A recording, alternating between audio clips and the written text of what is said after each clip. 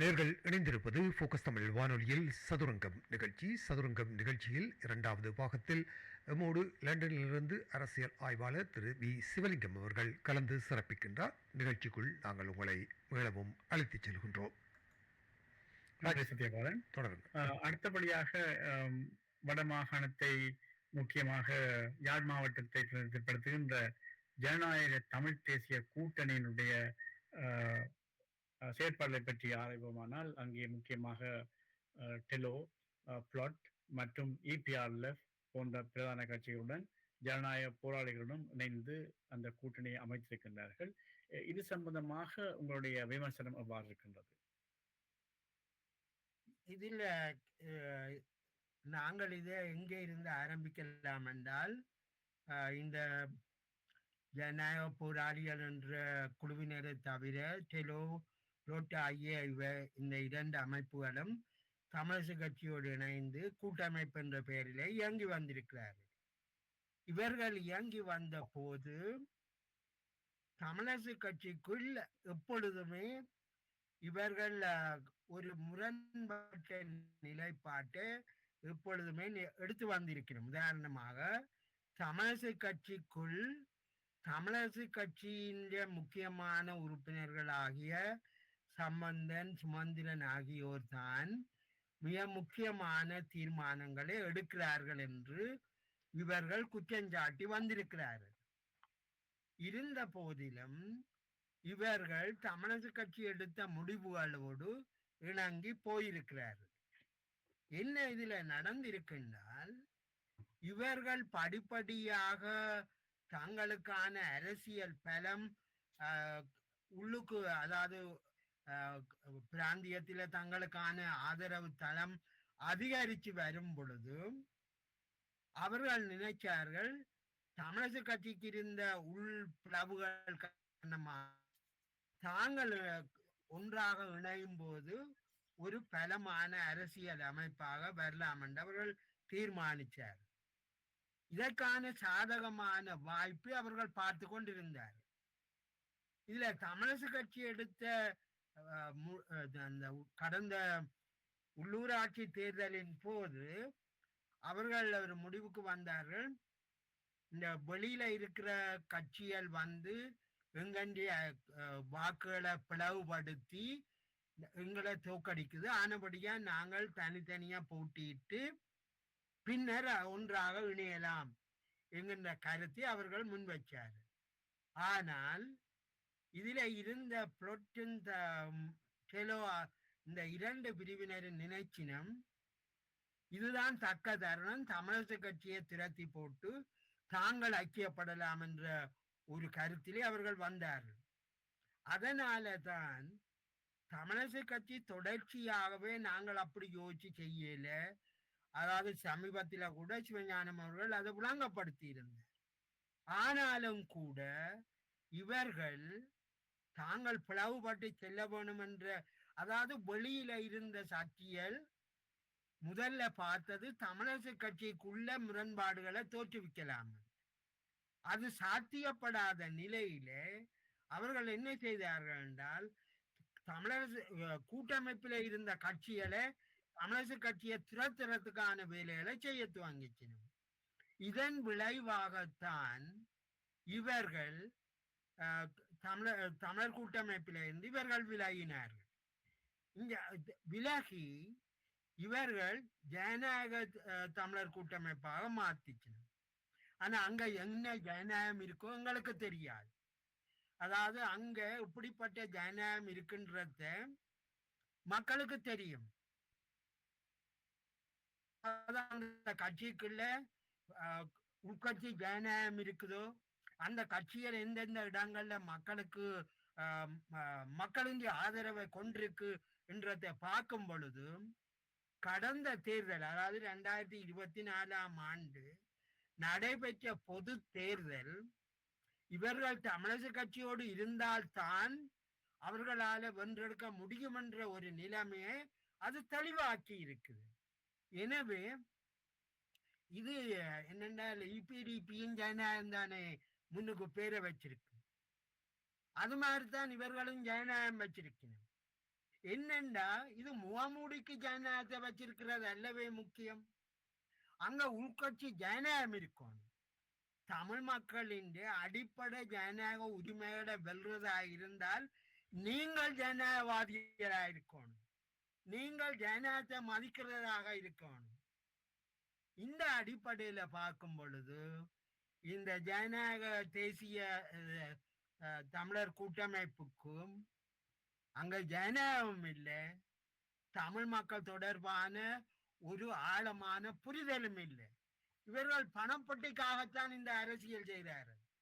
உங்களுக்கு தெரியும், ரணில் விக்ரமசிங்க ஜனாதிபதி தேர்தலின் போது ரணில் விக்ரமசிங்க, அதாவது அந்த டலஸ் அழகப்பெருமாள் ரணில் விக்ரமசிங்க ஆகியோருக்கு இடையில ஜனாதிபதி பதவிக்கான போட்டி வந்த போது தமிழரசு கட்சி டலஸ் அழகப்பெருமாக்கு ஆதரவாகத்தான் வாக்களிக்க தீர்மானிச்சிருந்தது. ஆனால் அந்த வாக்களிப்பில தமிழரசு கட்சியை சேர்ந்த சிலர் பணப்பட்டிக்காக வில போயிருக்கிறார். ரணில் விக்ரமசிங்க அதை பகிரங்கவும் சொல்லி இருக்கிறார். இந்த அடிப்படையில தமிழர், அதாவது நீங்கள் குறிப்பிடுகிற அந்த ஜனநாயக தமிழர் கூட்டமைப்பும் எந்த வகையிலுமே தமிழ் மக்களுடைய ஜனநாயக உரிமைகளை பாதுகாப்பதற்கான ஒரு அமைப்பு அல்ல.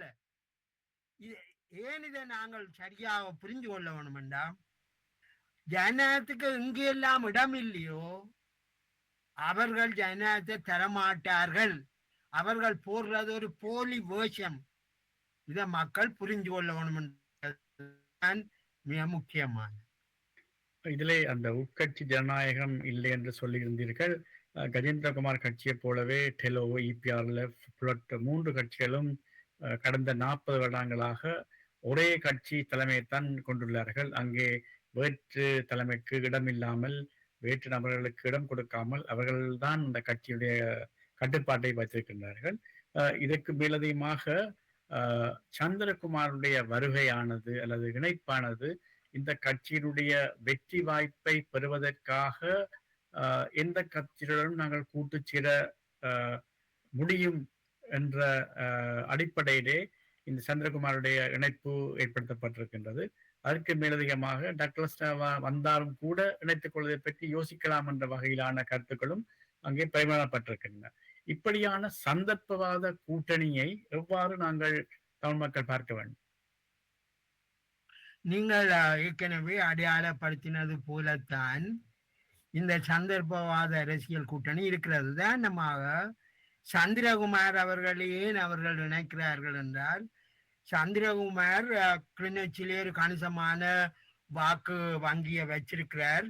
அவரை வச்சிருந்தால் அந்த தேர்தல் பட்டியலில் தங்களுக்கான ஒரு வாய்ப்பு கிடைக்கும் என்ற காரணத்தினால ஆரம்ப காலத்திலே அவரே அரசாங்கத்தினுடைய ஆதரவாளர் என்று ஒதுக்கி வச்ச இவர்கள் தமிழ் தேசிய கட்சிகள் என்று சொல்லிக்குள்ள இபிடிபியையும் சமத்துவ கட்சியையும் புறம் ஒதுக்கினவர்கள். இதுல மிக முக்கியமாக கவனிக்க வேண்டியது, இந்த ஊடகங்கள்ல அவர்கள் பயன்படுத்துகிற வார்த்தை தேசிய கட்சி.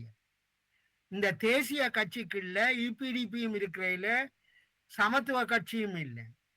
ஆனால் இப்பொழுது தேசியம் பேசும்போது இபிடிபிக்கும் அங்க இடம் இருக்கும், சமத்துவ கட்சிக்கும் இடம் இருக்கும் என்றால், நீங்கள் தேசியம் எங்கு வருது என்றால் உங்களுக்கு ஒரு வாய்ப்பான அரசியல் சூழல் வரும் பொழுது நீங்கள் தேசியத்தை விற்கிறதுக்கு எப்பவும் தயாராக.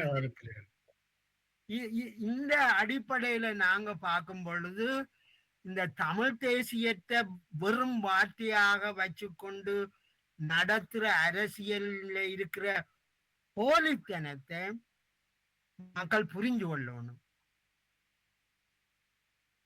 இதிலே இன்னும் ஒரு விடயத்தையும் கவனிக்க வேண்டும்.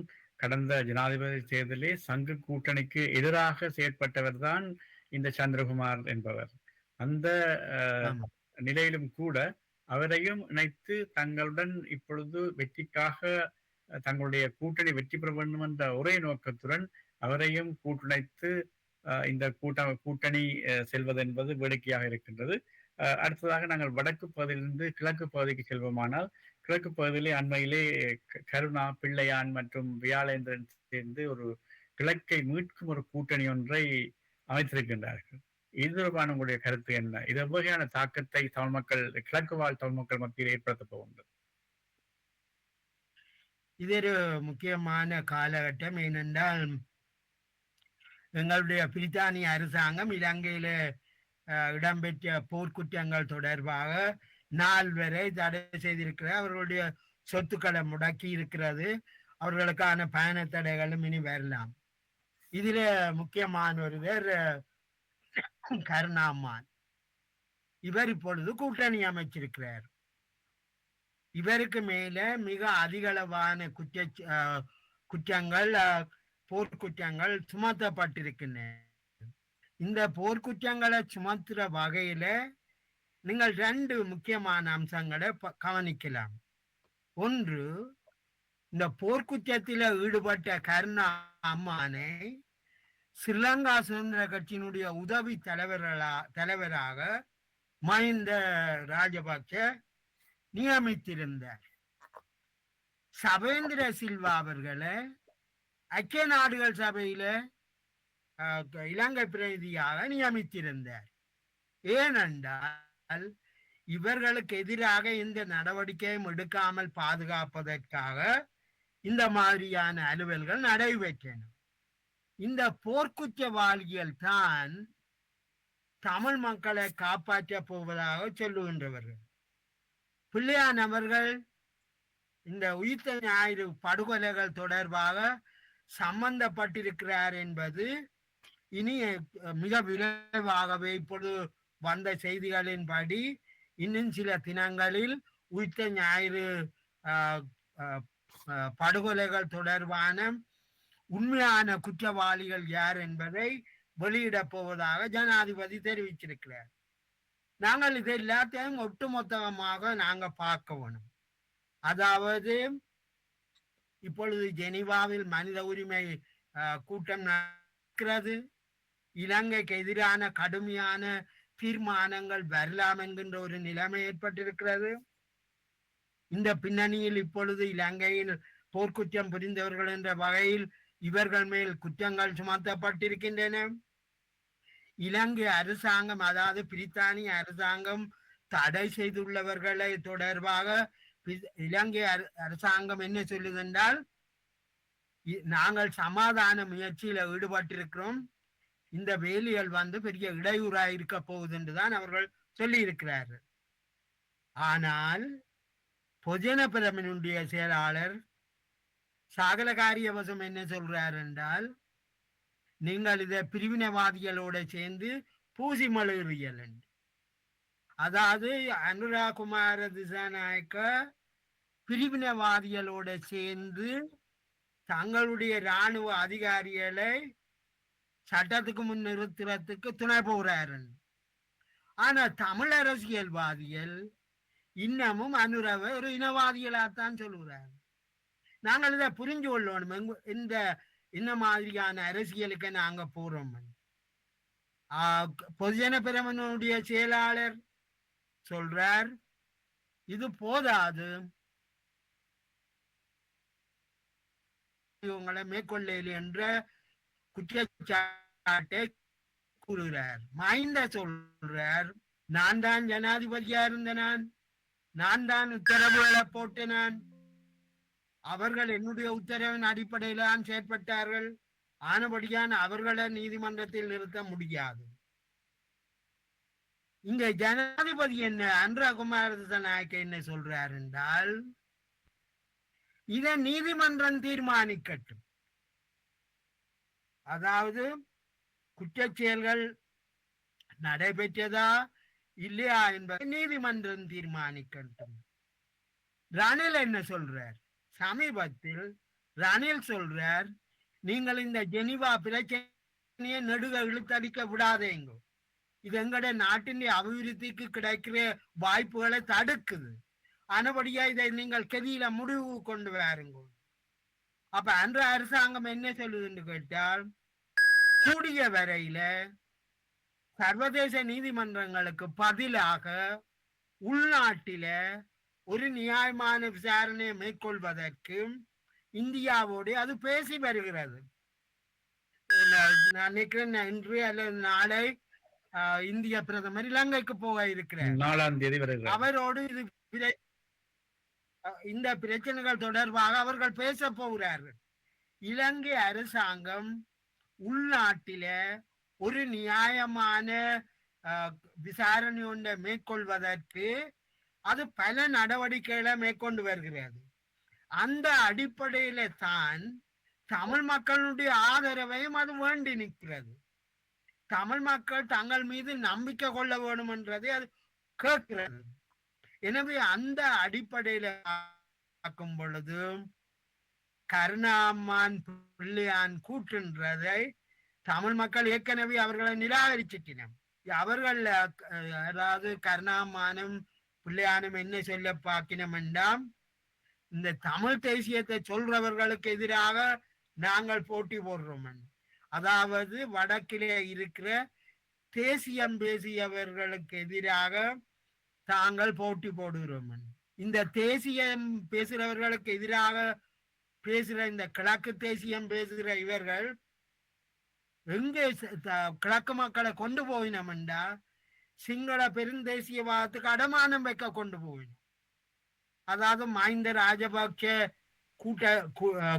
கூட்டு ஆக்களுக்கு ஆதரவளிக்க இவர்கள் விமலேந்திரன், பிள்ளையான், கருணாமான் போன்றவர்கள் சிங்கள பௌத்த பெருந்தேசியவாதத்துக்கும் ஆதரவாக இருந்தவர்கள். இவர்களிடம்தான் தமிழ் மக்கள் கிழக்கு மாகாண மக்களை கொண்டு செல்ல பார்க்கிறார்கள். எனவே கிழக்கு மாகாண மக்கள் இதை புரிஞ்சு கொள்வார்கள் என்றுதான் நான் நினைக்கிறேன். சரி, இவர்களுக்கு எதிராக அங்கே ஒரு முழுமூச்சாக செயற்படக்கூடிய ஒரு இளம் வீரராக சாணக்கியன் அவர்கள் திகழ்கிறார். அப்படி இருக்கும் நிலையிலே சாணக்கியன் தலைமையிலான தமிழரசு கட்சியினர் இந்த சவாலை மட்டக்களப்பிலே வெற்றிகரமாக எதிர்கொள்வத முடியும் என்று நீங்க நினைக்கிறீர்களா? நான் நினைக்கிறேன். ஏனென்றால் இந்த கடந்த தேர்தலில் பெருந்தொகையான விருப்பு வாக்குகளை பெற்றவரும் சாணக்கியன் தான். அது மட்டுமல்ல, அவர் முஸ்லிம் மக்களினுடைய கணிசமான ஆதரவை பெற்றிருக்கிறார். பாராளுமன்றத்தில 3 மொழிகளிலும் சரளமாக பேசக்கூடிய அவர் சிங்கள மக்கள் ஒரு மதிப்பு மிக்க ஒருவராக அடையாளப்படுத்தப்பட்டிருக்கிறார். பேசக்கூடிய ஒரே பாராளுமன்ற உறுப்பினர் சாணக்கியன் என்றுதான் சொல்ல வேண்டும். நிச்சயமாக. அப்ப இதுல இருந்து நாங்கள் கிழக்கு மாகாண மக்கள் கடந்த பொது தேர்தலில் நடந்து கொண்டதை அடிப்படையாக நாங்கள் வச்சு பார்க்கும் பொழுது ஒரு சாதகமான நிலைமை இப்பொழுது காணப்படுகிறது. இதுல நாங்கள் இன்னொரு முக்கியமான அம்சத்தை புரிஞ்சு கொள்ளணும். அதாவது நாங்கள் இந்த உரையாடலின் போது தமிழரசு கட்சி சாணக்கியன் போன்றோருக்கு ஒரு நல்ல ஒரு பின்னணியை கொடுப்பது போல நேயர்களுக்கு தெரியலாம். ஆனால் இவர்களும் பல பிரச்சனைகளை கடந்து செல்ல வேண்டியவர்கள், பல தவறுகளை இப்பொழுதும் மேற்கொண்டு வருகிறவர்கள். இருந்தாலும் கூட தமிழ் அரசியலில் ஒரு காத்திரமான பாதையை திறப்பதற்கான ஒரு வேலையை செய்து வருகிறார்கள். தமிழ் மக்கள் மத்தியிலே ஒரு மாற்று அரசியல் தலைமை இல்லாத நிலைமையில் இவர்களுடைய பலம் மிக முக்கியமானது. எனவே தான் நீங்கள் குறிப்பிடுவது போல கிழக்கு மாகாண அரசியலில் சாணக்கியனுடைய பங்கு மிக முக்கியமானது. அது ஒரு எதிர்காலத்துக்கு ஒரு நல்ல அரசியலை நோக்கி எடுத்து செல்வதற்கான ஆரம்பமாக அமையலாம். சரி, இந்த சாணக்கியனுடைய பங்கை பற்றி சொல்லும் பொழுது அவர் சுமந்திரனுடைய ஒரு சிஸ்டனாக இருக்கின்றார். அந்த சுமந்திரனுடைய அந்த கொள்கையின் அடிப்படையே தான் சாணக்கியன் கூட தன்னுடைய செயற்பாடுகளை முன்னெடுத்து வருவதாக புலம்பெயர்ந்த நாடுகளில் இருக்கின்ற பல செயற்பாட்டாளர்கள், ஈழத்தை நோக்கிய செயற்பாட்டாளர்கள் விமர்சனம் செய்து கொண்டு வருகின்றார்கள். இந்த வகையிலே சுமந்திரன் அவர்கள் அந்த கடந்த வருடம் நடைபெற்ற தமிழிசை கட்சியான் தலைவர் தேர்தலிலே தோல்வியடைந்ததன் பின்னர் அந்த கட்சியை கைப்பற்றுவதற்காக பலவிதமான முயற்சிகளை மேற்கொண்டு இப்பொழுது அவருடைய செயலாளர் பதவியை பெற்று கொண்டது என்பது பலத்த விமர்சனங்களுக்கு உள்ளாகி வருகின்றது. இது பற்றி உங்களுடைய கருத்து? இதுல நான் நினைக்கிறேன், நீங்கள் குறிப்பிட்ட அந்த புலம்பெயர் தேசங்கள்ல இருக்கிற செயற்பாட்டாளர்கள் என்று சொல்ற அந்த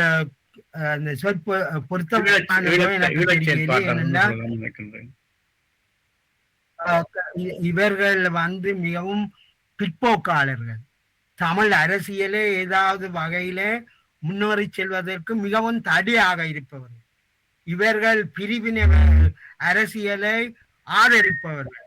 இவர்கள் உதாரணமாக நீங்கள் குறிப்பிட்டவாறு சாணக்கியனையும் சுமந்திரனையும் முன்வைத்துத்தான் மிக மோசமான பிரச்சாரங்களை வெளிநாடுகளிலையும் உள்நாட்டிலையும் மேற்கொண்டு வருகிறார். இவர்களை எந்த வகையிலும் தமிழ் மக்களுடைய நலன்களுக்காக செயற்படும் சக்திகள் என்று நாங்கள் அடையாளப்படுத்த முடியாது. இவர்கள் எங்களுடைய சமூகத்தில காணப்படுகிற மிக மோசமான பிற்போக்கு சக்திகள். இவர்களை நாங்கள் அடையாளம் காட்டி இவர்களுடைய செயற்பாடுகள் எவ்வாறு தமிழ் மக்களினுடைய அரசியல் எதிர்காலத்துக்கு மோசமான விளைவுகளை தரப்போகின்றன என்பது குறித்து நாங்கள் எதிர்காலத்தில விளங்கப்படுத்துவது எங்களுடைய அவசியம். அதாவது இன்றைக்கு உலகம் முழுவதும் ஐக்கியத்துக்காகவும் சமூக நீதிக்காகவும் ஜனநாயகத்துக்காகவும் மனித உரிமைக்காகவும் குரல் கொடுக்கப்படுகிறது. இவர்கள் எந்த வகையிலும் இந்த முக்கியமான அம்சங்களுக்கு ஆதரவாக குரல் கொடுத்ததில்லை.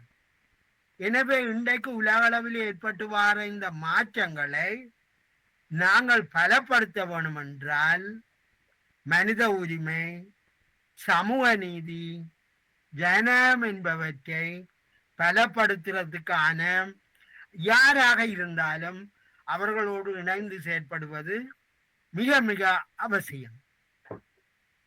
இப்படி இருக்கும் நிலையிலே சுமந்திரன் மீது பலவிதமான விமர்சனங்கள் வைக்கப்பட்டிருக்கின்ற அந்த வகையிலே இப்பொழுது சுமந்திரன் அவர்கள் முதலமைச்சர் பதவிக்காக தன்னுடைய காய்களை நகர்த்தி வருகின்றார். அதாவது பாராளுமன்ற உறுப்பினர் பதவியை பெறுவதற்கு தவறிய அல்லது தோற்கடிக்கப்பட்ட சுமந்திரன் இப்பொழுது முதலமைச்சர் பதவிக்கான ஒரு ஒரு நோக்கை நோக்கி தனது காய்களை நகர்த்தி வருகின்றார் என்ற வகையிலான குற்றச்சாட்டுகளும் எழுப்பப்படுகின்றன. அப்படி இருக்கும் வகையிலே சுமந்திரன் முதலமைச்சர் பதவிக்கான ஒரு பொருத்தமான நபராக நீங்கள் கருதுகிறீர்களா? முதலாவது இப்பொழுது முதலில் அவர்கள் நீங்கள் அவதானிச்சிருப்பீர்கள், ஸ்ரீதரன் அவர்கள் முதலமைச்சர் பதவிக்கு போட்டியிடக்கூடும் என்கின்ற கருத்துக்கள் நிலவி வந்தன. ஆனால் சமீபத்தில் அவர் தான் முதலமைச்சர் பதவிக்கு போக மாட்டேன் என்று அவர் சொல்லிட்டார். ஏனென்றால் அவருக்கு தெரிஞ்சு போச்சு, தமிழரசு கட்சியின் ஆதரவு தனக்கு இல்லை என்றால் தான் முதலமைச்சர் பதவிக்கு போட்டி பாராளுமன்ற பதவியை கைவிட்டு இங்க வாரது புத்திசாலித்தனமான முடிவில்லை என்றது அவருக்கு தெரிஞ்சிருக்குது. அதாலே அவர் கைவிட்டுட்டார். அப்ப அவைகள் எதிர்பார்த்த சிறிதன்னே அங்க காண இல்லை. அப்ப இப்ப அவைகளுக்கு இன்னொரு பயம் பிடிச்சிருக்குது. சுமந்திரன் சில வேளை வந்தாலும் வரலாம் என்ற ஒரு பயம் அவர்களுக்கு வந்திருக்கு. சுமந்திரனும் அந்த முடிவுகள் தொடர்பாக அவர் இன்னும் தெளிவாக முன்வைக்கவில்லை. இங்கு நீங்கள் குறிப்பிடுகிறவாறு சுமந்திரன் முதலமைச்சராக வருவராக இருந்தால் ஒரு நல்ல மாற்றம் ஒன்றுக்கான ஆரம்பமாகத்தான் நாங்கள் இதை பார்க்கலாம். ஏனென்றால் இப்பொழுது வடமாகாணத்தினுடைய ஆளுநராக வேதநாயகன் அவர்கள் இருக்கிறார். அவர் ஒரு மிக தமிழரசு கட்சியினுடைய மிக முக்கியமான ஒருவருடைய மகன் நாகலிங்கம், பண்டிதர் நாகலிங்கம் என்ற அளவட்டியில அவர் தமிழரசு கட்சியினுடைய மிக முக்கியமான ஒருவர். இவர்கள் தமிழரசு கட்சியினுடைய ஒரு பலமான ஆதரவாளர்கள். எனவே அது வடமாகாணத்தில் மட்டுமல்லாமல் நாகலிங்கம் அவர்கள் வேதநாயகன் சுமந்திரனுடைய மிக நெருங்கிய நண்பரும் கூட. அவ்வாறான நிலையில் வடமாகாண முதலமைச்சராக சுமந்திரன் அவர்கள் வருவாராக இருந்தால் பல நன்மைகள் உண்டு. அதாவது சுமந்திரன் தொடர்பாக இன்றைய இலங்கை அரசாங்கத்துக்கு மிக நல்ல கருத்துக்கள் உண்டு. நீங்கள் அவதானித்தபடி சுமந்திரன் அவர்கள் மீது அவரோடு மிக நெருக்கமான உறவுகளை தேசிய மக்கள் சக்தி வச்சிருக்கிறது. எனவே இதாலே ஒரு பயம் பிடிச்சிருக்குது இந்த தமிழ் மக்கள் மத்தியில இருக்கிற பிரிவினவாத குறுந்தேசியவாதிகள் சக்திகள் மத்தியில. ஆனபடியா இதுல நாங்கள் ரெண்டுக்கும் தயாராக இருப்பது பொருத்தமானது. அதாவது சுமந்திரன் அவர்கள் இந்த உள்ளூராட்சி தேர்தல்ல தமிழிசை கட்சி ஒரு காத்திரமான பலமான சக்தியாக வருமாக இருந்தால் மாகாண சபை தேர்தலில் அது ஒரு கணிசமான செல்வாக்கு அவருக்கு வழங்கக்கூடும். எனவே இதொரு நல்ல மாற்றத்துக்கான அடையாளமாகத்தான் நான் பார்க்கிறேன். சரி, அடுத்தபடியாக நீங்கள் பிரித்தானியா இலங்கையைச் சேர்ந்த சில நபர்களுக்கு 4 பேருக்கு விதிக்கப்பட்ட தடை சம்பந்தமாக குறிப்பிட்டிருந்தீர்கள். இந்த தடை சம்பந்தமான அறிவிப்பு இலங்கையிலே வெளியிடுவதற்கு முன்னர் பிரித்தானியாவை சேர்ந்த வெளியுறவு அதிகாரிகள் சுமந்திரனை அழைத்து சில விடயங்களை கலந்துரையாடுகின்றார்கள்.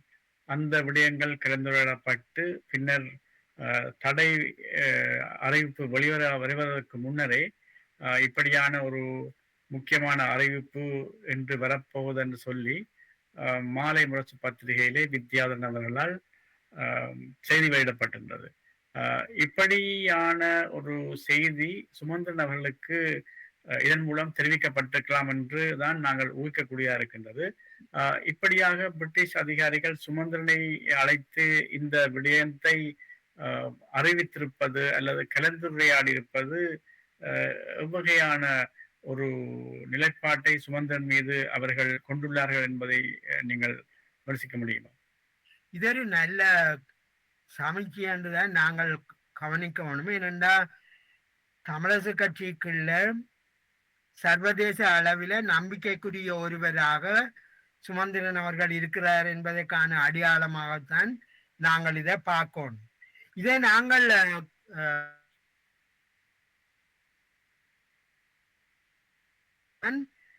இதை பார்க்கணும். உதாரணத்துக்கு ஜெனிவால மனித உரிமை ஆணையத்தினுடைய கூட்டங்கள் நடந்து கொண்டிருக்குது. இந்திய பிரதமர் இலங்கைக்கு விஜயம் செய்ய இருக்கிறார். இந்த அனுர அரசாங்கம் உள்நாட்டிலே ஒரு போர்க்குற்றம் தொடர்பான விசாரணைகளை மேற்கொள்ள வேண்டும் என்று கூறுகிறது. அதே நேரத்தில் இந்த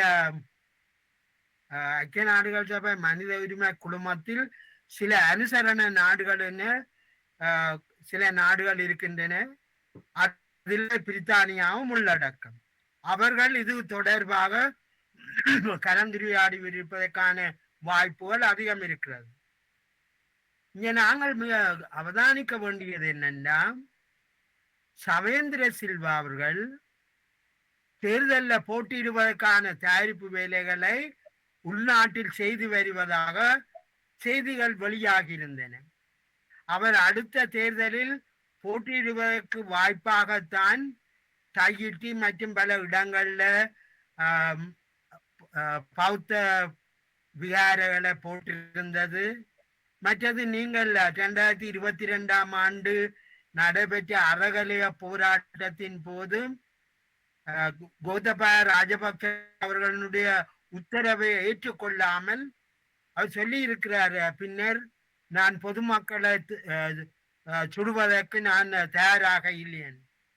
இதெல்லாம் அவர் ஒரு ஆரம்பத்திலேயே அரசியலுக்கு பிரவேசிப்பதற்கான ஆரம்ப அடையாளங்களாத்தான் நாங்க பார்க்கணும். இந்த அடிப்படையில பார்க்கும் பொழுது இவர்கள் சிங்கள பெருந்தேசியவாத அரசியலை முன்னெடுப்பதற்கான ஆரம்ப அடையாளங்களாக தெரிந்த நிலையில் இவர்கள் இன்றைக்கு இருக்கிற அரசாங்கத்துக்கு தொல்லியலை வழங்கக்கூடும். ஏனென்றால் இன்றைய அரசாங்கம் கடந்த காலங்களை விட மிக வித்தியாசமான ஒரு அரசாங்கமாக இருக்கிறது.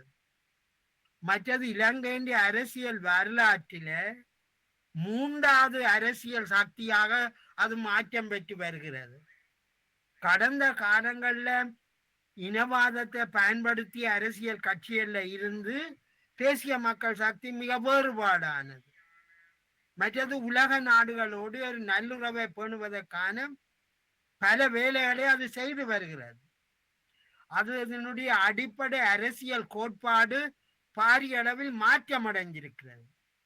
இது எல்லாத்தையும் வச்சு பார்க்கும் பொழுது சுமந்திரன் அவர்களோடு பிரித்தானிய வெளிநாட்டு அமைச்சு உரையாடி இருந்தால் அது மிகவும் வரவேற்கத்தக்கது.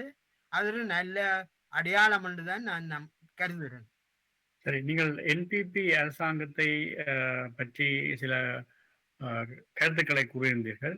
அந்த வகையிலே என்பிபி அரசாங்கமானது தமிழ் மக்களுக்கு அல்ல தமிழ் மக்கள் எதிர்பார்க்கும் ஒரு நியாயமான தீர்வை தமிழ் மக்களுக்கு வழங்குவார்கள் அல்லது வழங்குவதற்கான சந்தர்ப்பம் இருக்கும் என்று நீங்கள் நம்புகிறீர்களா?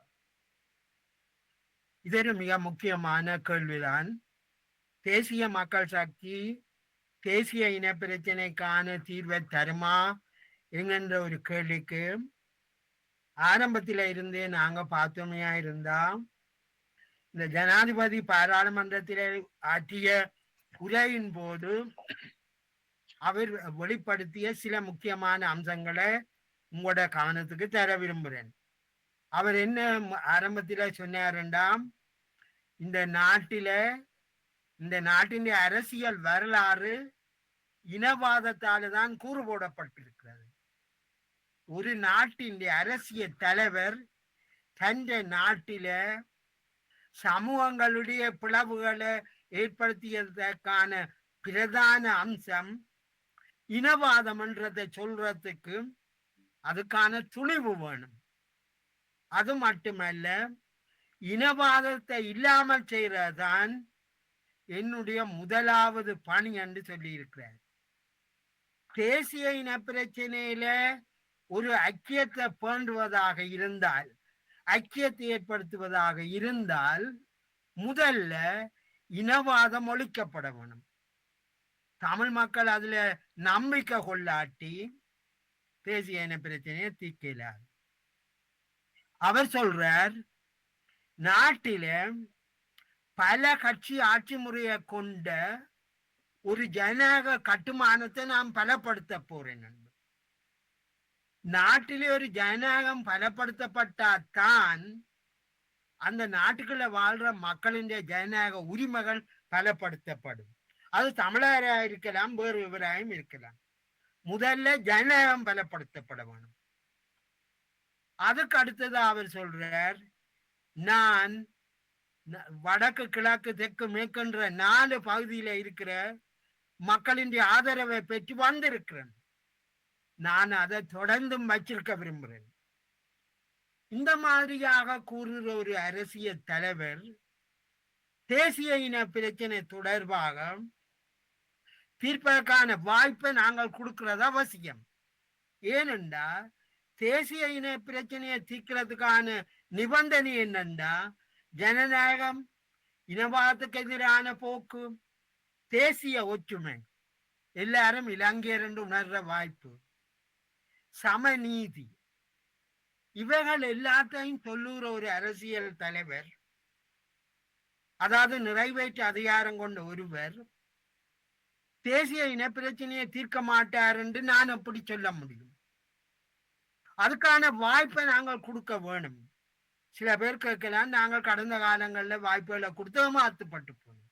உண்மைதான். ஆனால் அவர்கள் இனவாதிகளாகவே இருந்தபடி தேசிய இன பிரச்சனையை தீர்ப்பார்கள் என்று நம்பினோம். அவர்களால இனவாதிகளின் கட்டுப்பாட்டுக்கு வெளியில போக முடியல. ஆனால் இன்றைய தேசிய மக்கள் சக்தி, இன்றைய ஜனாதிபதி இந்த இனவாத சக்திகளால கட்டுப்படுத்த முடியாத ஒருவராக இருக்கிறார். அவர்களுக்கு பயம் பிடிச்சிட்டு அவர் சொல்றார், இனவாதிகள் எங்கே இனவாத கருத்து வந்தாலும் அவர் தப்ப முடியாது. எனவே இந்த மாதிரியான ஒரு சூழல்ல நாங்கள் அடுத்த 5 வருஷ காலத்தை அமைதியாக இந்த அரசாங்கத்துக்கு அந்த வாய்ப்பை கொடுக்கணும். நான் சொல்லி அடுத்த 5 வருஷம் நாங்க பார்த்திருக்கணும். அடுத்த 2-3 வருஷங்கள்ல எங்களுக்கு தெரிஞ்சிடும் இந்த அரசாங்கம் எந்த பாதையை தேர்ந்தெடுக்க போகுது. அவர்கள் மாகாண சபை தேர்தலை வைக்க போயினும், மாகாண சபை தேர்தலை வச்சு 3 வருஷங்களுக்கு அதை நடத்த போவதாக சொல்லி இருக்கணும். அதே நேரத்தில் புதிய அரசியல் யாப்ப விவாதத்துக்கு கொண்டிருவதாக சொல்லினும். அப்போ எங்களுக்கு ஓரளவுக்கு தெரிஞ்சிடும் அடுத்த 2-3 வருஷத்துல எந்த மாதிரியான பாதையை நோக்கி நாடு போக போகுது. அப்ப நாங்க முடிவு செய்வோம் இவைகளை நாங்கள் ஏமாத்துவினமோ இல்லையோ. ஆனால் நாங்கள் அரசாங்கம் 4-5 மாதத்திலேயே இவைகளை ஏமாத்த போயினம் என்று சொல்றதா இருந்தால் நீங்கள் தான் இனவாதிகள், பிரிவினவாதிகள், தேசிய ஒற்றுமைக்கு எதிரிகள் நீங்கள் தான். ஏனென்றா அரசாங்கம் 4-5 மாதத்துக்குள்ளேயே பிள்ளைய பொருண்டு கேட்கிற எந்த அரசியல் இருக்க முடியும்? ஆனபடியா ஒரு மக்கள் இதை புரிஞ்சு கொண்டு செயற்படுவினோம் என்றுதான் நான் நம்புறேன். சத்யபாலன், நீங்கள் கடைசிகள் முடிச்சுக்கொள்ளலாம். ஆம், நன்றி ராஜ். இறுதி கேள்விகள் என்று இல்லை, நீங்கள் எல்லா பரப்புகளையுமே அதிகமாக தொற்றிருக்கிறீர்கள் என்று நம்புகிறேன். தற்சமயம் இருக்கக்கூடிய உள்ளூராட்சி சபை தேர்தல்களுக்கு அப்பால் தற்சமயம் மீளவும் இலங்கையின் ஜனாதிபதி அவர்கள் பல வாக்குறுதிகளை வழங்க ஆரம்பித்திருக்கின்ற ஒரு போக்கை காணுகின்றோம். குறிப்பாக உயிர்த்த ஞாயிறு தாக்குதல் தொடர்பான குற்றவாளிகள் ஏப்ரல் 21ஆம் தேதிக்கு முன்னர் அவர்கள் வெளிப்படுத்தப்படுவார்கள் என்ற ஒரு செய்தியை சொல்லியிருக்கிறார். அதுபோல தற்சமயம் நாட்டின் சொத்துக்களை திருடியவர்களை நாங்கள் மிக விரைவிலேயே அம்பலப்படுத்துவோம் என்று தெரிவித்திருக்கிறார்.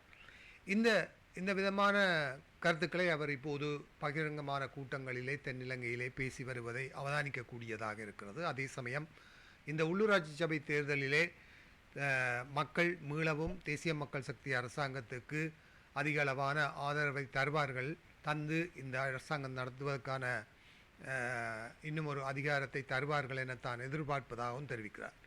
இது ஒரு எப்படியாக சொல்வது, ஒரு தேர்தல் காலங்கள் நெருங்கும் போது மட்டும் திரு அருணகுமார திசாநாயக்க அவர்களினால் இவ்வாறான இந்த முன்னைய அரசாங்கங்களின் ஊழல்கள், குற்றச்சாட்டுக்கள், நடைபெற்ற மனித உரிமைகள் மீறல்கள் தொடர்பான மக்களை மீளவும் தூக்கத்திலிருந்து எழுப்புகின்ற ஒரு செயற்பாடாக ஏன் பார்க்கப்படக்கூடாது என்று நீங்கள் நினைக்கிறீர்கள்? அதாவது இது ஒரு ஸ்டீரியோ டைப்பான ஒரு பிரச்சார நடவடிக்கை என்று ஏன் கருதக்கூடாது? நிச்சயமாக அவ்வாறு கருதுவதற்கான அதிகளவு சாத்தியங்கள் உண்டு. ஏனென்றால் கடந்த 75 ஆண்டு காலமாக நடந்த அரசியல் ஒரு சந்தைப்படுத்த மார்க்கெட்டிங் டெக்னிக் தான். அதாவது மக்களின் வாக்கை கொள்ளையடிப்பதற்கான ஒரு தொழில்நுட்பம் தான் இது. ஆனால் இந்த தொழில்நுட்பம் கடந்த காலம் போல இல்லாமல் எவ்வளவு யதார்த்தமானது என்பது மிக முக்கியமான கேள்வி. கடந்த காலங்களில் நாட்டின் ஜனநாயகத்தை பற்றி அல்லது தேசிய சமாதானத்தை பற்றி எதுவும் முன்வைக்கப்படவில்லை. இப்பொழுது மக்களுக்கு தெரிகிறது நாடு இவ்வளவு வங்குரோத்தான நிலைமைக்கு தள்ளப்பட்டதுக்கு காரணம் நாட்டின் சொத்துகள் கொள்ளையடிக்கப்பட்டிருக்கு. நிர்வாக சீர்கேடுகளால, ஊழல்களால நாடு கொள்ளையடிக்கப்பட்டு மக்கள் வறுமைக்குள்ள தள்ளப்பட்டிருக்கிறது. இதற்கான குற்றவாளிகளை அடையாளம் காட்டுறதுதான் மிக முக்கியமானது. ஏனென்றால் இவர்கள் திரும்பவும் தலையெடுக்க விடக்கூடாது. அந்த உள்ளூராட்சி தேர்தலில் இந்த தீய சக்திகள் அரசியலுக்கு வராமல் தடுக்கணும்டா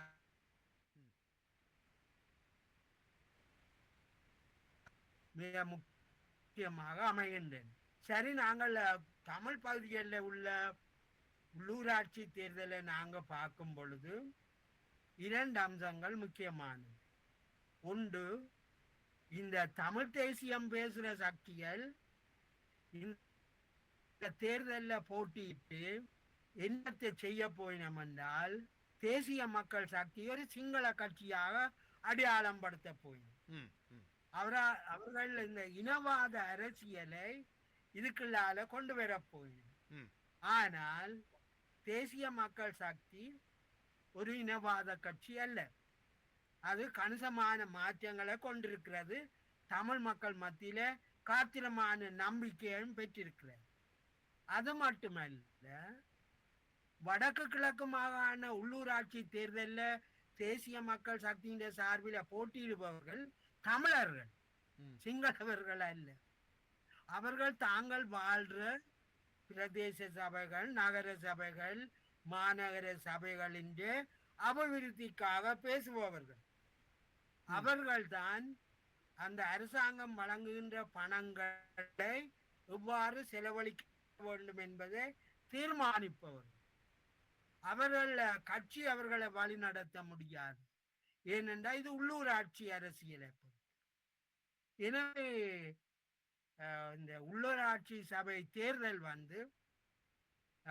இனவாத அரசியல்களுக்கு அப்பால் நல்ல மனிதர்கள், அதாவது சமூக உணர்வு கொண்ட, சமூக வளர்ச்சி கொண்ட, அவர் எந்த கட்சியாக இருந்தாலும் தமிழ் மக்கள் அவர்களுக்கு வேண்டும் என்பதைத்தான் நாங்கள் வற்புறுத்தலாம். நல்லது. திரு விஸ்வலிங்கம் சிவலிங்கம் அவர்களே, இன்றைய நிகழ்ச்சியிலே நம்மோடு கலந்து கொண்டு சமகால நிலவரங்கள் தொடர்பாகவும் தமிழரசு கட்சி மற்றும் தமிழ் தேசிய அரசியலில் இருக்கக்கூடிய பல விதமான பண்புகளையும் அதன் போக்குகள் எப்படி இருக்கிறது, அது எவ்வாறு மறுசீரமைக்கப்பட வேண்டும், எவ்வாறு ஒரு முற்போக்கு அரசியல் நம்மோடு எடுத்து வரப்பட வேண்டும் என்ற கருத்துக்களை சமகால அரசியலோடு சம்பந்தப்படுத்தி நமக்கு விளக்கமாக கருத்துக்களை தந்திருந்தீர்கள். உங்களுடைய நேரத்துக்கு நம்மோடு இணைந்து கொண்டதற்கும் நமது நன்றிகளை தெரிவித்துக் கொண்டு உங்களிடமிருந்து விடைபெறலாம் என்று நம்புகிறேன். நன்றி, வணக்கம். நன்றி. ஃபோக்கஸ் தமிழ் நிறுவனத்துக்கும் உங்கள் இருவருக்கும் எனது மனமார்ந்த நன்றி. நன்றி. நேர்கள் இதுவரை சதுரங்கம் நிகழ்ச்சியில் லண்டனிலிருந்து அரசியல் ஆய்வாளர், அரசியல் மூத்த அறிஞர் திரு விஸ்வலிங்கம் சிவலிங்கம் அவர்கள் கலந்து சிறப்பித்த சதுரங்கம் இடம்பெற கேட்டீர்கள்.